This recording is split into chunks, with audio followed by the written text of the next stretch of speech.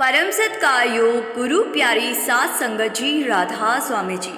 संगत जी, आज 21 जून को परौर में बाबा जी ने संगत पर अपनी रहमत की ऐसी बरसात कर दी कि हर दिल खुश हो गया जी। आज बाबा जी ने ना केवल संगत के साथ सवाल जवाब किए बल्कि खुले वाहन में बैठकर संगत को दर्शन भी दिए जी। जब बाबा जी मंच पर पधारे और बाद में खुले वाहन से संगत को दर्शन दिए तब कई संगत की आंखें भावुकता से भर आई जी। आज बाबा जी ने संगत से एक बहुत ही प्यारी और सच्ची बात साझा की जी। बाबा जी मुस्कुराते हुए कहने लगे कि हमारे अंदर तो कोई दोष नहीं होते। असल में जब घर में पत्नी आती है तो वही हमें बताती है कि हमारे अंदर कौन कौन से अवगुण हैं। इस बात पर पूरी संगत हंसते हंसते खिलखिला उठी जी और माहौल एकदम प्रेममय हो गया जी। पूरी बात आपको आगे बताएंगे कि बाबा जी और हजूर जी करीब 10 बजने से 5 मिनट पहले स्टेज पर मंच पर पधारे और 10 बजे सत्संग आरंभ हुआ जी। सत्संगकर्ता जी ने सत्संग फरमाया। लगभग आधा घंटा सत्संग चला जी। फिर लगभग 15 मिनट तक बच्चों ने 2 सुंदर भजन गाए जी और फिर सवाल जवाब का सिलसिला शुरू हुआ जी। इसके बाद बाबा जी ने खुले वाहन से संगत को दर्शन दिए जी। जो 2 शब्द गाए गए थे वो थे हरि प्रीतम मन मोना घट सोना और आपे गोविंद रखिए मेरे नाल। इसके बाद सवाल जवाब का दौर शुरू हुआ जी। पहला सवाल किसी ने किया, बाबा जी प्रेम क्या होता है? बाबा जी ने बहुत सुंदरता से समझाया, बेटा प्रेम एक बहुत ऊंची अवस्था है। इसे शब्दों में पिरोना आसान नहीं है। जब तक हम शरीर की सीमाओं में बंधे हैं हमें लगता है कि हम प्रेम को बयान कर सकते हैं, लेकिन असल में प्रेम उस स्तर पर अनुभव तभी होता है जब हम परमार्थ की राह पर आगे बढ़ते हैं। तब हमें प्रेम की असली अनुभूति होती है। प्रेम लफ्जों में कह देने वाली चीज नहीं है। प्रेम को तो बिना बोले ही जाहिर करना होता है। फिर आगे एक भाई ने पूछा, बाबा जी हम सत्संग में सुनते हैं कि कर्मों का फल मिलता है, क्या सच में ऐसा है? भाई ने ये सवाल अंग्रेजी में पूछा था जी। बाबा जी ने बड़े प्रेम से कहा, बेटा तुम्हें किसी और से उत्तर लेने की जरूरत नहीं है। हर किसी की अपनी सोच होती है। हमें खुद को देखना होता है कि हमारे लिए क्या सही है और क्या नहीं। हर किसी के विचार अलग होते हैं। वो अपनी सोच हमारे सामने रख सकते हैं, मगर फैसला हमें ही करना होता है। हमारे द्वारा किए गए हर छोटे बड़े कर्म का फल हमें जरूर मिलता है। मालिक ने इस सृष्टि की रचना जब की थी तो कर्मों का कानून बनाया था जिसको कोई नहीं तोड़ सकता। फिर उस भाई ने पूछा, बाबा जी मालिक को याद करने की कोई उम्र होती है क्या? बाबा जी ने मुस्कुराकर कहा, बेटा परमार्थ में उम्र का कोई बंधन नहीं होता। हम हर उम्र में मालिक का धन्यवाद कर सकते हैं, मालिक को याद कर सकते हैं। फिर आगे एक बहन ने पूछा, जी बाबा जी मैं बहुत चिंता करती हूँ। अगर कोई काम पूरा ना हो तो मुझे टेंशन हो जाती है। बाबा जी ने बड़े प्रेम से सहजता से कहा, बेटा हर इंसान चिंता करता है। जिंदगी में संतुलन जरूरी है। अगर हम संतुलन बनाए रखेंगे तो आगे बढ़ जाएंगे, लेकिन अगर संतुलन बिगड़ गया तो फिर हमें सब कुछ नए सिरे से शुरू करना पड़ेगा। फिर वही बहन बोली, बाबा जी मैं जो भी योजना बनाती हूँ वो पूरी ही नहीं होती। इस पर बाबा जी ने कहा, बेटा इंसान तो योजनाएं बनाता ही है, लेकिन अंत में वही होता है जो मालिक की मर्जी होती है। हमें अपनी ओर से कोशिश करते रहना है, क्योंकि बिना प्रयास के हमें फल भी नहीं मिलेगा। आगे जो होगा वो मालिक की मौत से ही होगा। फिर आगे किसी ने पूछा, बाबा जी मैं आपका कैसे धन्यवाद करूं और हमारे भीतर सब्र कैसे आए, आपसे बातें कैसे करूं? बाबा जी हंसते हुए बोले, बेटा अगर बीवियों को मौका दे दिया जाए तो वो तो सारी उम्र बोलती ही रहेंगी। बाबा जी की ये बात सुनकर पूरी संगत फिर से खिलखिलाकर हंस पड़ी थी जी। बाबा जी ने कहा, बेटा हमें तो बस मालिक का धन्यवाद करते रहना है। बाबा जी ने कहा, जिससे सब दिया है सिर्फ उसका धन्यवाद करना है, उस कुल मालिक को याद करना है। आगे बाबा जी फरमाते हैं, बेटा मालिक ने हमें विवेक की शक्ति दी है ताकि हम उसे महसूस कर सकें। जब हम उसे अनुभव करेंगे, उसकी महत्ता को जानेंगे, तभी हम सच्चे दिल से उसका धन्यवाद कर पाएंगे। फिर आगे किसी ने बाबा जी से पूछा, जब हम कोई काम करते हैं तो कभी कभी हमारे मन में नकारात्मक विचार आने लगते हैं, तब हमें क्या करना चाहिए? तो बाबा जी ने बड़े प्यार से समझाया जी, बेटा नकारात्मक सोच तो हर किसी के भीतर आती है। ये हम पर निर्भर करता है कि हम उसे कैसे देखते हैं। अगर हम हिम्मत रखेंगे और सकारात्मक सोचेंगे तो सोच भी सकारात्मक होगी। लेकिन अगर हम नकारात्मक बातों पर ध्यान देंगे तो हमारा मन भी नकारात्मकता से भरने लगेगा। बेटा ये हमारे अपने ऊपर निर्भर है। हमें हर हाल में मालिक का शुक्रिया अदा करना है और अपनी सोच को पॉजिटिव रखना है। फिर आगे किसी ने पूछा, बाबा जी जब घर में कुछ मुश्किल होती है या कोई परेशानी आती है तो हम कई बार अंधविश्वास की ओर बढ़ने लगते हैं, इधर उधर जाने लगते हैं, क्योंकि उस टाइम हमें समझ नहीं आता कि क्या सही है और क्या गलत। इस पर बाबा जी मुस्कुराए और कहा, बेटा तू अभी इतनी छोटी है, तुझे टेंशन कैसी? तेरी तो पढ़ने लिखने की उम्र है, अपनी टेंशन अपने घर वालों को दे दे। ये सुनकर सारी संगत हंस पड़ी और माहौल खुशनुमा हो गया जी।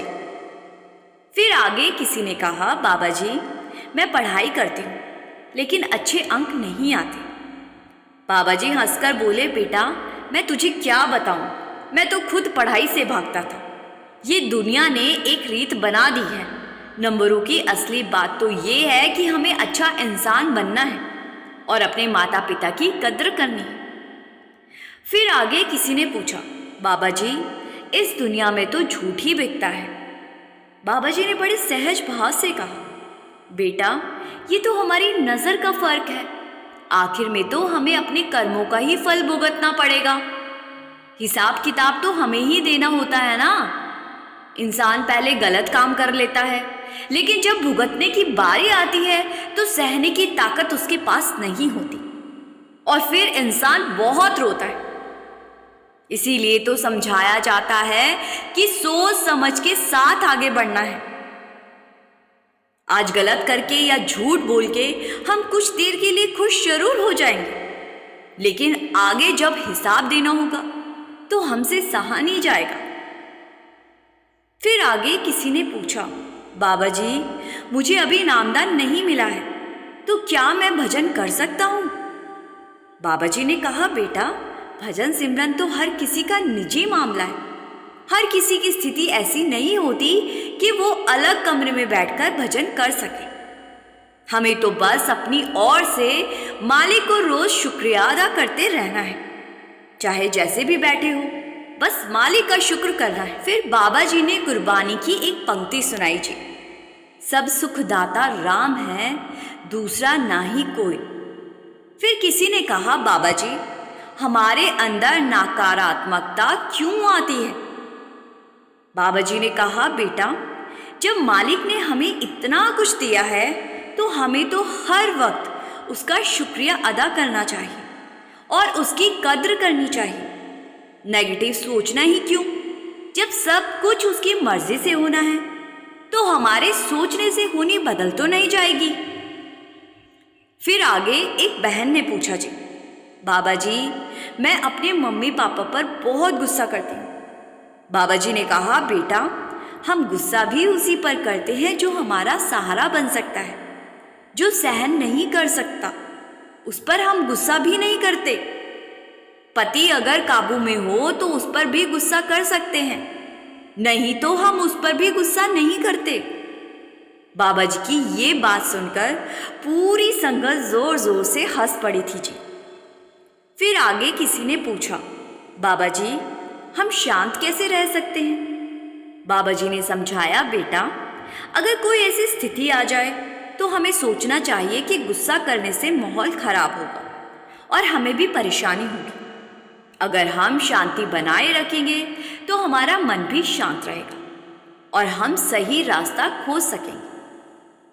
फिर आगे किसी ने पूछा, बाबा जी मुझे इतनी हिम्मत दो कि मैं कोई गलत काम ना करूं। बाबा जी ने कहा, बेटा विचार तो बहुत अच्छा है, लेकिन हमें हर कदम सोच समझ कर रखना है। अगर हम सोच समझ कर चलेंगे तो गलती की तो गुंजाइश ही नहीं रहेगी। जब भी हम कोई काम करते हैं तो हमें पता होता है कि वो काम अच्छा है या बुरा। वहाँ अगर हम अपनी समझ का इस्तेमाल करेंगे तो गलत काम से बच जाएंगे। फिर आगे किसी ने पूछा, बाबा जी इंसान जन्म क्यों लेता है? और फिर अगर कोई आत्महत्या कर ले या उसका कोई दुर्घटना में निधन हो जाए तो आत्मा क्यों भटकती है? बाबा जी ने कहा, बेटा इंसान अपनी किस्मत खुद साथ लेकर आता है और जब वो अपने कर्मों से किसी मुकाम पर पहुंचता है तो वही कर्म उसे उस स्थिति तक ले आते हैं। आगे बाबा जी ने बहुत प्रेम से समझाया, बेटा हमारे कर्म हमें एक मुकाम तक ले आते हैं। अगर हम सही राह पर चलेंगे तो ये कर्म धीरे धीरे समाप्त हो जाएंगे, लेकिन अगर हम गलत रास्ते पर बढ़ेंगे तो नए कर्मों का बोझ बनता चला जाएगा। खुद ही जान लेने वाली बात पर बाबा जी ने कहा, बेटा चाहे कोई भी धर्म हो, सबने आत्महत्या को गलत ठहराया है, क्योंकि ये मालिक की दी हुई जिंदगी के खिलाफ जाने जैसा है। फिर आगे किसी ने पूछा, बाबा जी हमारे जीवन में हादसे क्यों होते हैं? बाबा जी ने कहा, बेटा हादसे हमारे छोटे बड़े कर्मों का नतीजा होते हैं। मालिक हमें थोड़ा बहुत दुख देकर उन कर्मों को हल्का कर देता है ताकि हमारी आत्मा फिर से 84 के चक्कर में ना फंसे और मालिक उस आत्मा को अपने चरणों में ले लेता है। इसके बाद किसी ने कहा, बाबा जी जब आपके दर्शन करती हूँ तो दिल को बड़ा सुकून मिलता है। आप हमारे सेंटर कब आएंगे? बाबा जी मुस्कुराए और कहने लगे, बेटा अगर मैं हर दिल की इच्छा पूरी करने लग जाऊं तो मेरे लिए मुश्किल हो जाएगा। हर बात दिल से नहीं चलती। ये सुनकर संगत हंसने लगी थी जी। फिर आगे किसी ने पूछा, बाबा जी मैं हर बात आपके साथ बांटती हूँ। जब भी कोई अच्छा काम करती हूँ तो लोग बुराई करते हैं। बाबा जी ने कहा, बेटा आखिर में तो हमारे कर्मों का ही हिसाब होगा ना। अगर लोग कुछ कहते हैं तो हमें अनदेखा करना है, हमें अपनी तरफ से कुछ गलत नहीं करना। और अगर किसी की बात दिल पर लोगे तो वही बात हमें परेशान करेगी। इसीलिए उसे जाने दो और मालिक का धन्यवाद करते रहो। फिर आगे एक बच्चे ने बड़े भोलेपन से कहा, बाबा जी मेरी बहन मुझे मारती है और फिर पापा से शिकायत करके पापा से भी पिटवा देती है। बाबा जी हंसते हुए बोले, बेटा जब तुम दोनों बड़े हो जाओगे तो यही दिन तुम्हें याद आएंगे। बच्चे ने फिर कहा, बाबा जी फिर आप उसे कुछ कहें, उसको डांट लगाओ। बाबा जी हंसते हुए बोले, बेटा फिर तो मैं उसे शाबाशी दूंगा। वो मारती भी है और फिर शिकायत करके तुम्हें पिटवा भी देती है। ये सुनकर सारी संगत हंसी से गूंज उठी थी जी। फिर आगे किसी ने पूछा, बाबा जी जब हम अनजाने में अपने माँ बाप का दिल दुखा देते हैं और फिर खुद ही दुखी हो जाते हैं तो ऐसा क्यों होता है? बाबा जी ने कहा, बेटा ये तो हमारी नासमझी है। जब हम जल्दबाजी में कुछ कर बैठते हैं तो समझ की कमी के कारण ऐसा होता है। माँ बाप जानते हैं कि अपने बच्चों के लिए क्या अच्छा है और क्या नहीं देना चाहिए। हमें उनके प्रति हमेशा आभारी रहना चाहिए। जो कुछ माता पिता ने हमारे लिए किया है वो हम लौटाकर कभी चुका नहीं सकते। फिर आगे किसी ने पूछा, बाबा जी नामदान नहीं मिला लेकिन कई बार धुन सुनाई देती है। बाबा जी ने कहा, बेटा अगर धुन सुन रही है तो उस पर ध्यान दो। शब्द तो हर वक्त हमारे भीतर गूंज रहा है। शब्द 24 घंटे हमारे साथ है। बाबा जी ने कहा, नामो उपजे नामो बिन से। फिर इसी भाई ने कहा, बाबा जी कई बार वो धुन भी समझ नहीं आती। बाबा जी ने कहा, बेटा ये कोई समझने की बात नहीं है, ये तो अनुभव करने की बात है। जब तुम्हें उसका एहसास होने लगेगा तब अपने आप समझ आने लगेगी। फिर आगे एक बहन ने कहा, बाबा जी मैं कई बार लाइन में लगी, आज मौका मिला दर्शन का आपसे सवाल करने का, इसके लिए आपका शुक्रिया। फिर उसने कहा, बाबा जी हम सत्संग जाना चाहते हैं लेकिन कई बार मजबूरी में नहीं जा पाते। बाबा जी ने कहा, बेटा इंसान जो भी सोचता है वो अपने कर्मों में ले आता है। हमें अपनी सोच अच्छी रखनी चाहिए क्योंकि अंत में हमें अपने कर्मों का हिसाब देना ही होता है। आखिर में एक बहन बोली, बाबा जी आपने हजूर जी को नियुक्त किया, उसके लिए बहुत बहुत धन्यवाद। बाबा जी ने कहा, बेटा जब हजूर नहीं थे तब भी बाबा आता ही था, हजूर तो अब आए हैं। बाबा तो पहले भी आता रहा, बस तूने अपनी निष्ठा बदल ली। बाबा जी की इस बात पर संगत बहुत ज़्यादा हंसी थी जी। फिर आगे एक भाई ने कहा, बाबा जी मेरे माता पिता बहुत चिंता करते हैं, कहते हैं कि अब शादी कर ले, लेकिन मैं खुद को अभी तैयार नहीं मानता। बाबा जी मुस्कुराए और कहने लगे, बेटा आदमी का बचपना कभी ख़त्म नहीं होता। जैसे कोई हाथ जलाने के लिए आग में डालता है, वैसे ही शादी भी एक अनुभव है, फिर चाहे वो अभी कर ले या बाद में। बाबा जी ने कहा, बेटा क्या सोचते हो कि 10 साल बाद तैयार हो जाओगे? इंसान की कमियां तो तब भी रहेगी, पत्नी ही तो होती है जो बताती है कि इसमें क्या कमियां हैं। बेटा क्यों उसका अधिकार छीनता है? वो कहीं ना कहीं तो तेरे लिए बनी बैठी होगी, वो तेरे घर आएगी और तुझे नचा के रखेगी। ये सुनकर संगत फिर से हंसी से भर गई थी जी। फिर आगे एक बहन ने पूछा, बाबा जी अगर 2 लोग एक जैसे काम करते हैं तो दोनों को अलग अलग हिसाब क्यों देना पड़ता है? बाबा जी ने कहा, बेटा दोनों एक जैसे कैसे हो सकते हैं? जो मन का गुलाम है वो तो मन के कहने पर चलता है, और जो गुरु का है वो गुरु की राह पर चलता है। जो मन के अधीन रहेगा उसे अपने कर्मों का हिसाब देना ही पड़ेगा, लेकिन जो गुरु के अधीन हो जाता है उसका हिसाब गुरु खुद संभाल लेते हैं। फिर आगे एक बहन ने पूछा, बाबा जी अगर कोई गलती नहीं करता फिर भी उसकी मौत हो जाती है तो क्या यमराज उसे ले जाकर सजा देते हैं? बाबा जी मुस्कुराए और कहा, बेटा ये किसने तुम्हें कहानियां सुना दी? कोई यमराज नहीं होता, ये सब डराने के लिए बनाई गई बातें हैं ताकि इंसान अच्छे कर्म करे। जो भी डरावनी तस्वीरें दिखाई जाती हैं, बड़े बड़े सींगों वाला बैल या ऐसा ही कुछ और, असल में ऐसा कुछ नहीं है। कर्मों का हिसाब देने के लिए बार बार जन्म लेना पड़ता है। उसके बाद आगे फिर एक बहन ने शब्द गाया जी, सब जीव तुम्हारे जीव, वो पूरे मन से गा रही थी जी। जब वो रुकी तो बाबा जी ने कहा, बेटा तुम्हारी आवाज़ बहुत ही सुंदर है और शब्द गाया करो। फिर आगे एक भाई ने पूछा, बाबा जी आत्मा परमात्मा का अंश है तो फिर मालिक ने इसे संसार में क्यों भेजा अगर वापस बुलाना ही था? बाबा जी ने समझाया, बेटा जैसे माँ बाप अपने बच्चों को पढ़ाई के लिए बाहर भेजते हैं वो तो सही करते हैं। अब बच्चा स्कूल जाकर गलत संगत में पड़ जाए तो ये गलती बच्चे की ही होती है। मालिक ने हमें इस संसार में भेजा ताकि हम कुछ सीखें, अच्छे कर्म करें, लेकिन हम मोह माया में फंस गए। फिर आगे एक भाई ने कहा, बाबा जी मैं पहली बार आपके सामने आया हूँ और दिल से चाहता हूँ कि उम्र भर ऐसे ही आपके दर्शन करता रहूँ। बाबा जी ने कहा, बेटा परमार्थ तो हमारे भीतर है, सच्चे दिल से जो भी चाहोगे वो मिलेगा।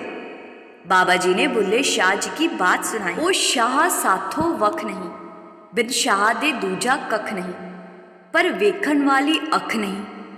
बाबा जी ने कहा, बेटा जब हम बाहरी आंखें मूंद कर भीतर की आंखें खोलेंगे तभी असली दर्शन होंगे। फिर किसी ने पूछा, बाबा जी हम भजन सिमरन तो करते हैं लेकिन नामदान नहीं मिला। बाबा जी ने कहा, बेटा जिन्हें नामदान मिला है क्या वो बहुत भजन कर लेते हैं? नाम मिलना भर काफ़ी नहीं है। हमें अपने अंदर की उतावली छोड़कर सच्चे भाव से भजन करना चाहिए। फिर आगे एक भाई बोला, बाबा जी हमें कभी अपने से दूर मत करना। बाबा जी ने कहा, बेटा माँ बाप कभी अपने बच्चों से दूर नहीं होते, दूरियां तो बच्चे खुद पैदा करते हैं। जैसे जैसे माँ बाप बूढ़े होते जाते हैं उनका ध्यान बच्चों में लगने लगता है, लेकिन बच्चे बड़े होकर बाहर की दुनिया में रम जाते हैं। संगत जी, ये थे आज परौर में हुए सवाल जवाब जी। हम संगत जी से विनती करते हैं कि कमेंट में राधा स्वामी ज़रूर लिखिए जी और वीडियो को शेयर भी कर दीजिए। और एक और विनती है जी, इस चैनल को सब्सक्राइब कर इस चैनल का एक हिस्सा ज़रूर बनिए जी। गुरु प्यारी सात संगत जी, राधा स्वामी जी।